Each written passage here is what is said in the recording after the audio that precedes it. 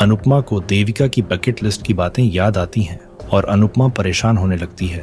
तभी किंजल आकर उसकी परेशानी का कारण पूछती है। अनुपमा देविका को लेकर अपनी चिंता जाहिर करती है और बोलती है, किस्मत लिखने वाले पर पूरा भरोसा है, लेकिन हम सिर्फ सांसें लेते हैं और जिंदगी जीना भूल जाते हैं। हमें पता ही नहीं चलता, जिंदगी हाथ से रेत की तरह फिसलती जा रही है। जिसके बाद अनुपमा किंजल को देविका की बकेट लिस्ट डायरी दिखाती है और ये फैसला करती है, इसमें जो कुछ लिखा है मैं देविका के साथ उसे पूरा करना चाहती हूँ। किंजल भी खुश होकर अनुपमा की इस बात से सहमत होती है। दूसरी तरफ देविका और लीला बैलून की हवा मुंह में भरकर अपनी आवाज के साथ खेलते हैं। बाबूजी लीला की आवाज की तारीफ करते हैं। तभी अनुपमा आकर पूरे परिवार के सामने देविका से बोलती है, हम तेरी बकेट लिस्ट पूरी करेंगे। लीला को लगता है बकेट लिस्ट का मतलब बाल्टियों की लिस्ट है और लीला देविका को इसी बात के लिए छेड़ती भी है, लेकिन अंश लीला को क्लियर करता है, बकेट लिस्ट मतलब सपनों की लिस्ट है। देविका अनुपमा को गले लगा लेती है। अनुपमा थोड़ी इमोशनल होकर बोलती है, तुझे वो हर एक खुशी मिलेगी जो तू डिजर्व करती है। हम बिना किसी प्लान के घूमेंगे। दिल का जीपीएस हमें जहां लेकर जाएगा हम वहीं चले जाएंगे। कल का नहीं, आज का सोचो।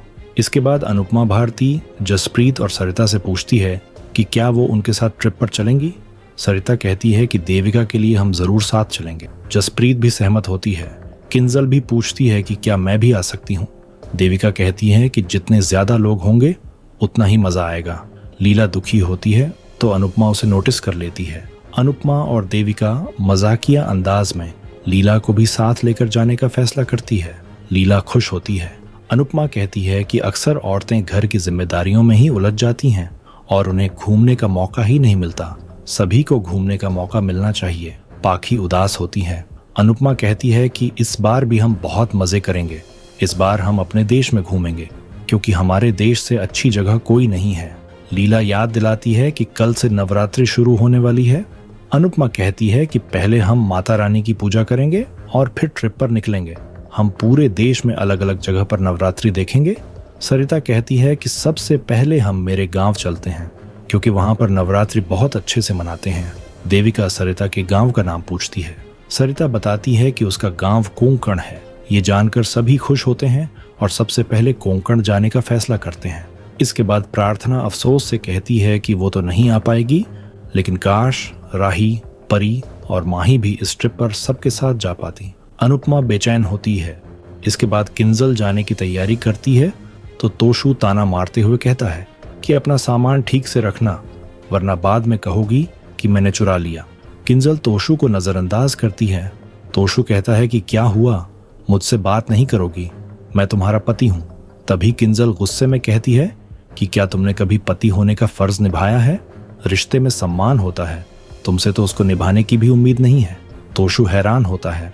किंजल कहती है कि तुम्हें घर से बाहर निकाल दिया, फिर भी तुम्हें अक्ल नहीं आई। तुमने बा के गहने चुरा कर बेच दिए। अगर तुम्हारी जगह कोई और होता तो वो चुल्लू भर पानी में डूब मरता, लेकिन तुम में कोई शर्म नहीं है। कोई इंसान ऐसी हरकतें करने के बाद नजर भी कैसे मिला सकता है? तोशु कुछ नहीं बोलता। किंजल तोशु को फैसला सुनाती है कि अब से तोशु कमरे के बाहर सोएगा। तोशु हैरान होकर कहता है कि क्या तुम मुझे मेरे ही कमरे से बाहर निकाल रही हो? किंजल कहती है कि नहीं, मैं तुम्हें मेरे कमरे से बाहर निकाल रही हूँ। तोशु चौंक जाता है। किंजल साफ कहती है कि अब हमारे बीच कोई रिश्ता नहीं है। मम्मी ने तुम्हें घर में वापस रख लिया है, लेकिन मेरे दिल और इस कमरे में तुम वापस कभी नहीं आ सकते। तोशु हैरान रह जाता है। दूसरी तरफ मोटिबा राही को नवरात्रि पर मंदिरों में दान करने के लिए कहती है। तभी देविका आती है और कहती है कि ख्याति और मोटिबा को दान पुण्य करने चाहिए ताकि इनके पाप धुल जाएं। सभी हैरान होते हैं। देविका पूछती है कि क्या आपने मुझे पहचान लिया? मोटिबा कहती है कि हमने आपको अच्छे से पहचान लिया है। यहाँ कैसे आना हुआ? क्या आपकी सहेली ने आपको भी यहाँ तमाशा करने के लिए भेजा है? देविका कहती है कि मैं अनुपमा को बिना बताए यहाँ आई हूँ। क्या आपको अनुपमा से कोई प्रॉब्लम है? उसने कभी किसी का बुरा ना तो चाहा है और ना ही किया है। देविका साफ कहती है कि अनुपमा ने ख्याति को माफ करके बड़ा दिल दिखाया है, वरना उसकी जगह अगर मैं होती तो ख्याति जेल में होती। ख्याति चौंक जाती है। मोटिबा कहती है कि क्या आप अपनी सहेली का गुणगान करने आई हैं? देविका कहती है कि उसका गुणगान करने में तो बहुत समय लगता है। मैं आपको 2 घंटे का वॉइस नोट भेज दूंगी, उसे आप रोज सुबह अगरबत्ती करके सुन लेना। देविका बताती है कि मैं राही से मिलने आई हूँ। राही देविका के गले लगती है और कहती है कि सब ठीक हो जाएगा। देविका बताती है कि अंश ने मुझे सब बता दिया है। कोठारी परिवार ये जानकर हैरान हो जाता है कि देविका को कैंसर है। देविका मोटिबा से कहती है कि चिंता मत कीजिए, कैंसर छूने से नहीं फैलता। पराग कहता है कि इंसान अगर ठान ले तो कोई भी बीमारी को हरा सकता है। प्रेम कहता है कि आपको मेंटली स्ट्रांग रहना है, जो मम्मी आपको बना देगी। देविका प्रेम से मिलती है और प्रेम उसका आशीर्वाद लेता है। देविका राही से कहती है कि अनुपमा ने मेरी बकेट लिस्ट पूरी करने का फैसला किया है, इसलिए हमने गर्ल्स ट्रिप प्लान की है। मोटिबा ताना मारती है कि आप हमारे घर क्यों आई हैं, ये कोई घूमने की जगह नहीं है। देविका कहती है कि मैं राही, माही और परी को भी साथ लेकर जाना चाहती हूँ। मोटिबा साफ मना कर देती है और कहती है कि आपको घूमना है तो शौक से घूमिए, लेकिन हमारे घर की बहुएं नहीं जाएंगी। राही हैरान होती है। देविका बोलने लगती है, लेकिन मोटिबा उसे रोक देती है और कहती है कि राही अपनी माँ के साथ नहीं जाएगी, ये हमारा अंतिम फैसला है। देविका कहती है कि माँ बेटी का रिश्ता इतनी आसानी से नहीं टूटता। अगर राही को मना करना है तो वो खुद कर सकती है। वो राही से कहती है कि तुम मेरे लिए हमारे साथ चलो। राही परेशान हो जाती है। प्रेम राही को जाने की इजाजत देता है। राही मोटिबा को देखती है और कंफ्यूजन में पड़ जाती है। दूसरी तरफ लीला परेशान होती है तो अनुपमा लीला से पूछती है। लीला कहती है कि इस ट्रिप से कहीं हमारी जिंदगी में कोई प्रलय तो नहीं आएगा।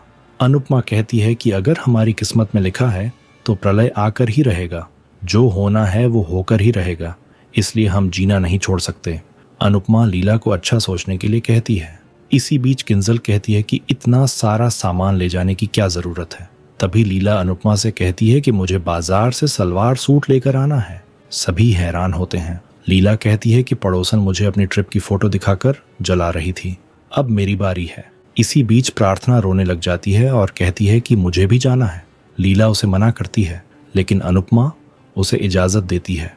अंश भी प्रार्थना को इजाजत देता है। पाखी दुखी होती है तो अनुपमा कहती है कि अगर पाखी को भी जाना है तो चल सकती है। पाखी खुश होकर कहती है कि मैं आपके सारे नियम मानूंगी। तोशु कहता है कि आपके जाने के बाद मैं घर संभाल लूंगा। लीला कहती है कि तब तो मुझे घर की ज्यादा चिंता होगी। अंश पूछता है कि कितने लोगों के लिए बस की बुकिंग करनी है। अनुपमा 9 लोगों के लिए बुक करने का बोलती है।